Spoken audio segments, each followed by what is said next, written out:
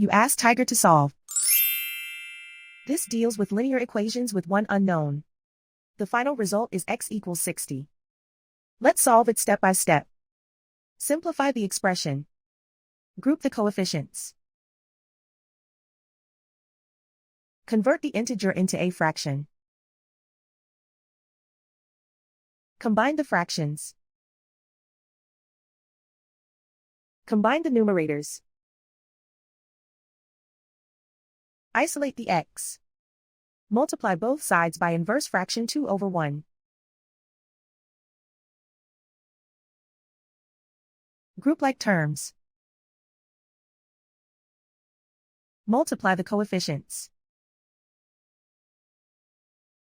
Simplify the fraction. Simplify the arithmetic.